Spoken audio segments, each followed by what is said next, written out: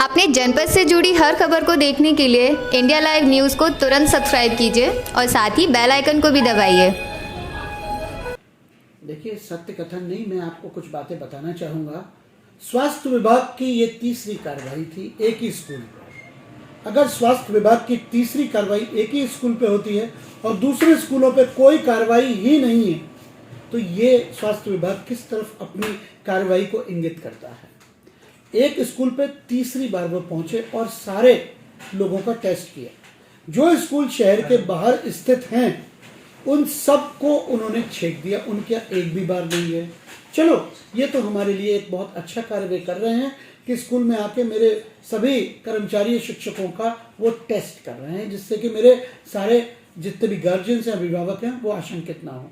लेकिन जब ये पहली बार आए, 1 तारीख से खुलने वाले स्कूलों में अभिभावकों को चैन से नहीं बैठने देना चाहता स्वास्थ्य विभाग।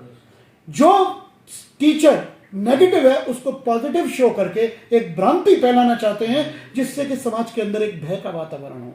जब कोई दंगा फसाद कराने की कोई प्लानिंग करता है, उसके ऊपर तुरंत एक्शन होता है, तुरंत उसको धर लिया जाता है। तो क्या ये दंगा फसाद का रूप नहीं है? मैं यही कहना चाहूंगा। एक नेगेटिव टीचर्स को पॉजिटिव दिखा के एक भय व्याप्त करना, छोटे छोटे अभिभावकों का कोई दोष नहीं है। हर एक के लिए उनका बच्चा उनके लिए बहुमूल्य है, क्योंकि वो अपने बच्चे को रिस्क में नहीं देख सकते। मैं भी अगर एक अभिभावक हूं, मैं ऐसे स्कूल में क्यों भेजूंगा जहां संक्रमित वहां पर टीचर्स होंगे। आज हमारी स्ट्रेंथ सभी स्कूलों की 2 दिन से जो फुल स्ट्रेंथ आने लग गई थी, वो 10% रह गई। तो भय का वातावरण क्रिएट करके स्वास्थ्य विभाग क्या करना चाह रहा है, मैं आपसे पूछना चाहूंगा और मैं न्याय चाहता हूं उसका। मैं प्राइवेट स्कूल संचालक संघ का जिला अध्यक्ष भी हूं। मेरे लिए किड्स कॉर्नर भी उतना इंपॉर्टेंट है जितना शहर का एक छोटा स्कूल। इस प्रणाली ने शिक्षा के ऊपर प्रहार किया है। हम हर संभव प्रयास करके इनके खिलाफ मानहानि का दावा करेंगे और ऊंची से ऊंची अथॉरिटीज पे जाएंगे, जिससे देखिए, स्वास्थ्य विभाग का एक ये उद्देश्य होना चाहिए, समाज को सुरक्षा प्रोवाइड करना, मानसिक और शारीरिक। जो चीज नहीं है उसको भय के रूप में व्याप्त करके ये वाकई एक बहुत काल और बहुत क्रूर तरीके का काम स्वास्थ्य विभाग ने किया, जिसके लिए पूर्णतः सीएमओ दोषी हैं। एक स्कूल पे 3-3, 4-4 बार प्रहार करती हैं और स्कूलों की कोई जांच नहीं कराती हैं। दूसरे स्कूल जो बाहर स्थित हैं फिरोजाबाद के, उनके ऊपर कोई कार्रवाई नहीं करती। ये उनकी दोमुही कार्रवाई और ये गलत कार्रवाई जो हुई है, नेगेटिव को पॉजिटिव बनाना, इस तरीके से भय व्याप्त करवाना, ये इतने बड़े दोषी हैं समाज के।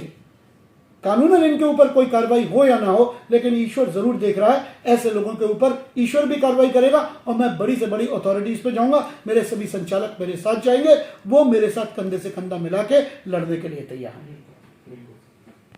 इन 30 लोगों से हमारा कुछ नहीं होगा, हमें सबका टेस्ट करना है। मैंने कहा बिल्कुल, आप अगली बार आइए। फिर वो दूसरी बार आए, स्कूल के सारे कर्मचारियों का 128 का टेस्ट किया, सीबीएसई और यूपी बोर्ड दोनों स्कूल का। ये 2 स्कूल हैं, ठीक है। और फिर ये अभी 20 दिन पहले की बात है और 20 दिन बाद फिर दोबारा इन्होंने कल 23 तारीख को दस्तक दी और कहा हम सबका टेस्ट करेंगे, आप मना नहीं कर सकते। हमने कहा मना हम क्यों करेंगे, आप बिल्कुल करिए, क्योंकि हम आश्वस्त थे। आपने देखा होगा गेट से लेके अंदर तक की हमारी प्रक्रिया बिल्कुल सुशोभित है। उसके बाद हमारे यहाँ एंट्री ऑक्सीमीटर से होती है। इन 2 शिक्षिकाओं को जो इस बार इन्होंने इंगित किया, उन शिक्षिकाओं का ऑक्सीजन लेवल एक का 100 और एक का 97 था। और एक शिक्षिका का प्लेटलेट्स 2,70,000, एक शिक्षिका के प्लेटलेट्स 2,55,000। हम आशंकित तभी से थे कि ऐसा कैसे हो सकता है कि ऑक्सीजन लेवल इतना हो और प्लेटलेट्स इतने हो। उसके बाद इन लोगों ने उनको संक्रमित कह दिया। संक्रमित पब्लिश होते ही पेपरों ने भी कायदे से न्यूज़पेपर्स को इसको नहीं निकालना चाहिए था नाम के साथ, क्योंकि रैंडम एंटीजन टेस्ट की कोई वैलिडिटी नहीं होती। जब वो लिखित में 2 दिन बाद रिपोर्ट आती है, वो असली रिपोर्ट कहलाती है। लेकिन उसके बाद भी न्यूज़पेपर्स के अंदर पूरे नाम के साथ किड्स कॉर्नर, ना उसमें यूपी बोर्ड ना सीबीएसई, किड्स कॉर्नर की 2 शिक्षिकाएं संक्रमित। इससे फिरोजाबाद शहर के ऊपर एक बहुत नेगेटिव इफेक्ट किया और सभी अभिभावक बहुत डर गए। सभी स्कूलों में फोन करके वो कहने लगे कि सर किड्स कॉर्नर में आ गया, हम तो अपने बच्चों को नहीं भेजेंगे। उन्होंने इसको डिसाइड कर लिया कि वो अब हमारे यहाँ ही नहीं बल्कि दूसरे स्कूलों में भी वो बच्चों को नहीं भेजेंगे। इतना डर बैठ गया। अब जब ये रिपोर्ट आई है तो ये रिपोर्ट नेगेटिव रिपोर्ट है। ये स्वास्थ्य विभाग की सीधे लापरवाही है। सीधे स्वास्थ्य विभाग हमारे अभिभावकों को चैन से नहीं बैठने देना चाहता। मेरे सामने सभी संचालक बैठे हुए हैं। मैं धर्मेंद्र शर्मा, प्रबंधक स्वामी रामकृष्ण परमहंस विद्या मंदिर, जैन नगर, फिरोजाबाद। सर, मैं आपके चैनल के माध्यम से एक चीज़ सरकार के सामने अपना प्रश्नवाचक जो मेरे मन में भी उठ रहे हैं, मैं उनके जरा सवाल जानना चाहूँगा। पहली चीज़ ये कि कोरोना एकदम यहाँ से ख़त्म हुआ और फिर एकदम विकराल रूप लेके फिर दोबारा आता हुआ दिखाई दे रहा है। तो विद्यालयों को जब खुलने का नंबर आया, विद्यालयों से मेरा तात्पर्य है, पहली चीज़ सरकार ने विद्यालय को सबसे आखिरी पायदान पे रखा और आखिरी पायदान पे भी जब खुलने का नंबर आ रहा है तो उस पर फिर वो कोरोना का एक रूप फिर दिखाने के विद्यालयों को फिर बंद करने की ओर एक ऐसा सा दिखा रहे हैं। तो मैं ये नहीं समझ पा रहा, क्या सरकार ने शिक्षा को बिल्कुल समाप्त करने का बीड़ा उठा रखा है क्या?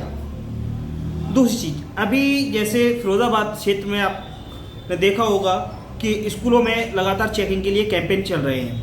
अच्छी बातें होनी चाहिए, लेकिन क्या सारा कोरोना स्कूलों के अंदर ही भरा हुआ है? मेरा पहला सवाल, जितने मंगल बाजार, हट बाजार, छोटे छोटे बाजार जो लग रहे हैं, क्या यहाँ पर मास्क और बाजार की चेकिंग नहीं हो सकती? इन चीज़ों के लिए कभी क्यों नहीं ध्यान दिया सरकार ने? स्कूलों में जहाँ हम सेफ्टी के साथ बच्चों को एंट्री दे रहे हैं, जहाँ हम थर्मल स्कैनिंग कर रहे हैं उनका और उनके टेम्पलेट्स नाप रहे हैं, सैनिटाइजिंग कर रहे हैं, वहाँ कोरोना का होने का चांस ज़्यादा है। जहाँ मार्केट में गार्जियंस, बच्चे बिना किसी खोज खबर के घूम रहे हैं, वहाँ कोरोना का कोई डर नहीं। मैं सरकार को आपके चैनल के माध्यम से दोबारा याद दिलाना चाहता हूँ, सर, अगर शिक्षा रहेगी तो देश आगे बढ़ पाएगा। अगर शिक्षा के साथ आपने यही चीज़ें अपनाई तो आपका देश, जो आप कह रहे हैं सबका साथ सबका विकास, तो केवल साथ ही साथ रह जाएगा, विकास का कहीं नामो निशान नहीं बचने वाला। अगर आपको टेस्टिंग करानी है, आप हमारे यहाँ आइए, हम चेकिंग कराने को बिल्कुल तैयार है। क्या आपने सरकारी स्कूलों के अंदर भी चेकिंग का अभियान चलाया? मेरी जानकारी में आपने अभी तक एक भी नहीं चलाया, लेकिन प्राइवेट स्कूलों पे है। उसका रीज़न है कि आपको प्राइवेट स्कूलों से कोई रेवेन्यू नहीं मिलता। आप स्कूलों में जाना चाहते हैं, वहाँ चाहते हैं कि वही स्कूलों में जाएंगे, वहाँ से अगर कोई हम उनको डरा धमका के कुछ ना कुछ वहाँ से मिल जाएगा।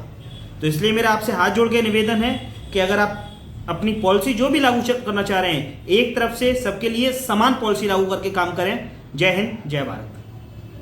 जी नमस्ते सर, मैं आशीष शर्मा, प्रबंधक सेंट एसडी मेमोरियल स्कूल, रहना की पुलिया, फिरोजाबाद। मैं आपके चैनल के माध्यम से बताना चाहूँगा कि पिछले 11 महीने तक जो शिक्षा हमारी बंद पड़ी थी, ऑनलाइन शिक्षा से बच्चों को जोड़ा गया और उसके बाद सरकार ने हमें 10 फरवरी से 6, 7, 8 खोलने का मौका दिया। तो ऑनलाइन शिक्षा जो केवल एक विकल्प था शिक्षा को सुचारू रखने का, उससे कहीं बेहतर शिक्षा हम बच्चों को एक 18 दिन में दे सके और एक अच्छा माहौल बना सके। हमारे शिक्षक, हमारे बच्चे, अभिभावक सभी एक दूसरे से अच्छी तरह रूबरू हो सके और सभी को एक बेहतर से बेहतर शिक्षा दी गई, जो कि ऑनलाइन से संभव नहीं थी। मैं अपने प्रशासन को ये बताना भी चाहूँगा कि स्थितियाँ और जो भी बन गई हैं, रूमर्स बहुत ज़्यादा फैल रहे हैं क्षेत्र में कि मौसम का परिवर्तन होता है तो कहीं ना कहीं जुकाम, खांसियाँ लोगों को होती रहती हैं, तो उससे कहीं कोरोना नहीं बढ़ रहा है। और को भी अगर ऐसा लग रहा है तो कृपया थोड़ा सा अपना घर पर उसका पालन करें, फॉलोअप करें और अपना बचाव रखें और बुद्धि विवेक का ज़्यादा इस्तेमाल करें। कोरोना है कम, परंतु उसका भय बहुत ज़्यादा है। तो मैं अपने सभी साथियों और अपने सभी लोगों से बस यही गुजारिश करूँगा कि थोड़ा सा बुद्धि विवेक का इस्तेमाल करें। जय हिंद, जय भारत।